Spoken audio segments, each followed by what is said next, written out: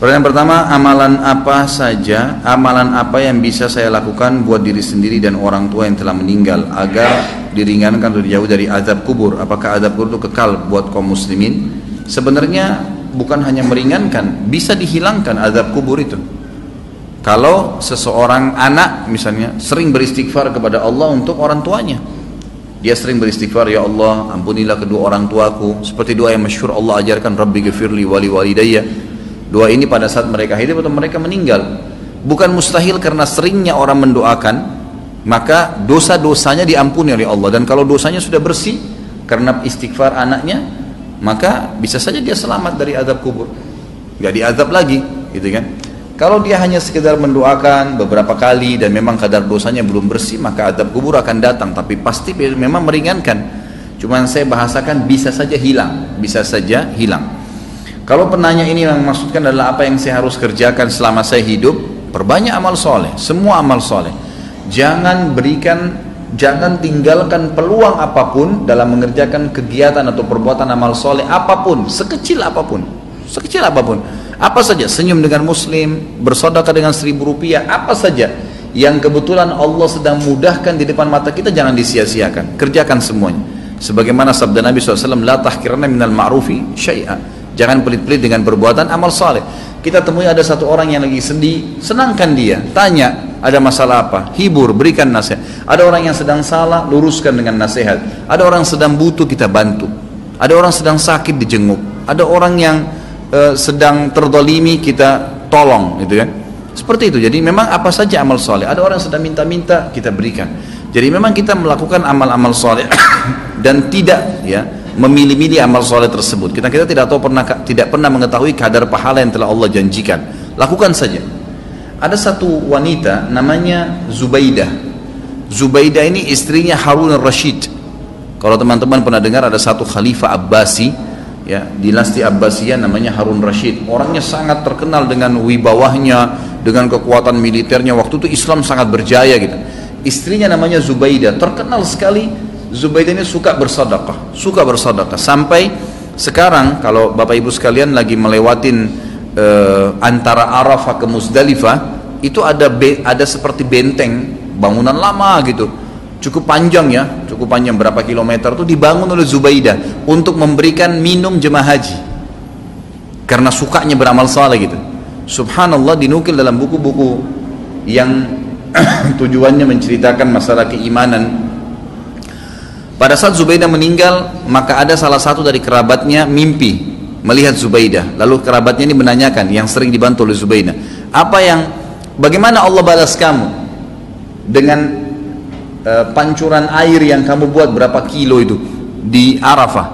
Kata dia, tidak ada satupun yang saya dapatkan pahala karena saya melakukannya riya untuk manusia.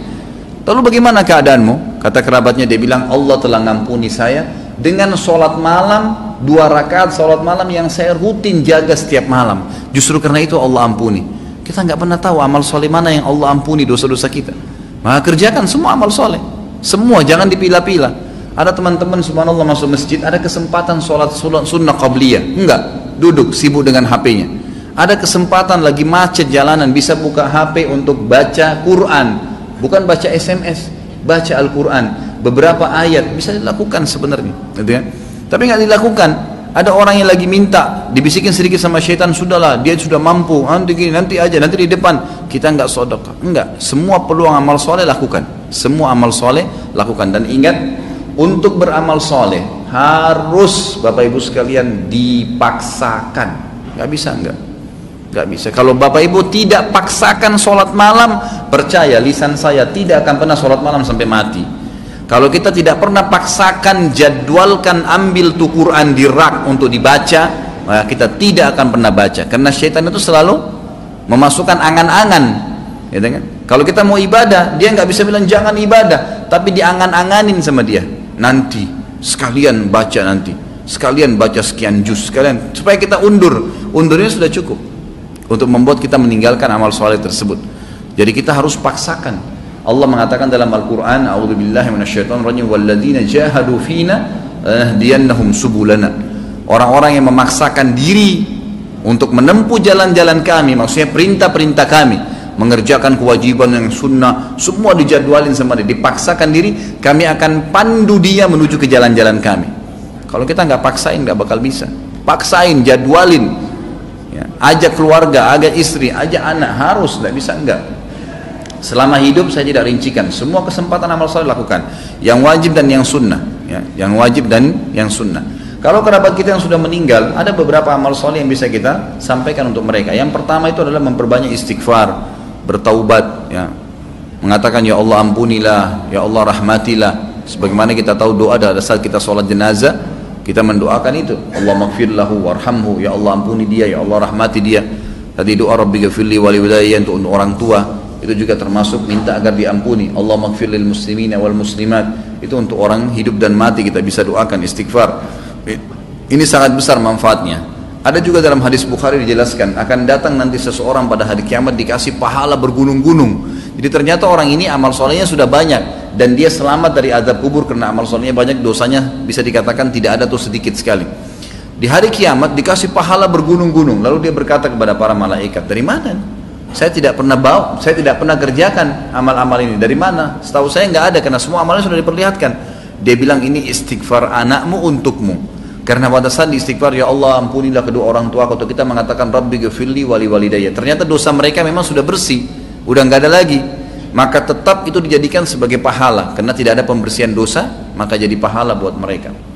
Kemudian ilmu yang bermanfaat yang dia milikin, yang pernah diajarkan kepada kita, makanya saya sarankan orang tua agar selalu tiap hari berbicara dengan anak-anak, titipkan selalu pesan-pesan agama kepada mereka, masalah sholat, masalah apa saja.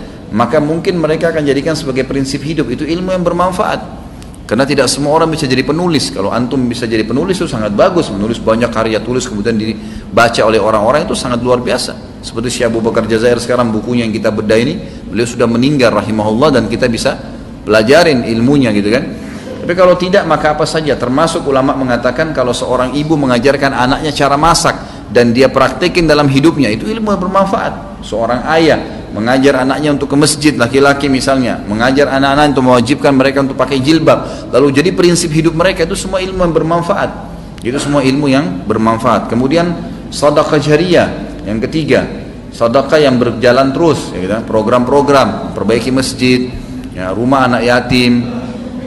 Dan ada di sini yang saya ingin titikberatkan, yang banyak dilupakan oleh kaum muslimin, ya. Kita masih jarang sekali berpikir untuk membiayai para dai-dai dan ulama-ulama kita. Ada tulisan buku yang insya Allah juga sudah saya tulis, ya, insya Allah saya terus akan penuhi poin-poinnya. Judulnya itu Wahai Muslim muliakanlah ulamamu. Kita kadang-kadang berpikir atau belum berpikir, ya, kalau bertemu antara seorang alim ulama, memang dia sangat luar biasa ilmunya.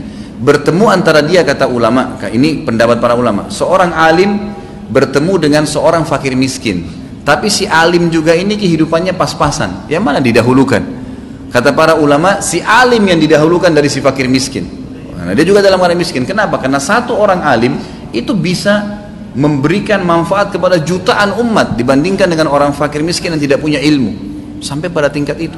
Kalau di Saudi ada sponsor dai, ada pembiayaan para ulama. Tidak ada ulama itu yang sengsara. Kalau di Timur Tengah mereka disiapkan segala-galanya oleh kerajaan atau oleh kaum muslimin yang membiayai mereka. Ini juga hal yang mendasar. Itu bisa menjadi sedekah jariyah karena pada saat dia ternyata melakukan, ya, taklim, dia bisa nulis buku dari sumbangan harta yang kita kasih, maka tentu kita akan punya andil. Masjid dibangun, rumah anak yatim, memperbaiki janda-janda, rumah-rumah janda, kemudian membantu kaum muslimin kayak sekarang yang lagi, ya, tersiksa, ditampung mereka, kita sumbang. Itu semua hal-hal mendasar yang bisa menjadi berbanyak, ya, amal kita nanti pada saat meninggal. Kemudian haji dan umroh ini juga dibolehkan bagi orang yang hidup menghajikan dan mengumrahkan orang yang sudah meninggal atau orang yang sudah tidak mampu. Hadis Bukhari menjelaskan masalah itu. Seseorang datang kepada Nabi SAW berkata, ya Rasulullah, sungguh ya Rasulullah, orang tua saya, ayah saya sudah tidak mampu mengadakan perjalanan haji, umroh, bahkan musafir, tapi masih hidup, sudah tua sekali nggak mampu. Apakah boleh saya haji dan umroh untuknya? Kata Nabi SAW, umroh dan hajilah untuknya. Berarti orang tidak mampu boleh. Orang yang sudah meninggal adalah hadis Bukhari juga, seseorang sahabat pada saat sedang haji bersama Nabi SAW, lalu dia berkata, ya Allah, labbaik Allahumma hajjan an syubrumati. Ya Allah, saya niat haji untuk syubrumah, keluargaku yang sudah meninggal. Lalu Nabi SAW mengatakan, ahajjta an nafsik, kau pernah haji enggak buat dirimu? Dia bilang, belum ya Rasulullah. Kata Nabi SAW, huj an nafsik thumma huj an syubrumatik. Haji dulu buat dirimu, baru kau boleh hajikan kerabatmu yang sudah meninggal. Hadis ini juga menjelaskan bolehnya haji dan umrah untuk kerabat. Ini kurang lebih yang diberikan gambaran oleh para ulama.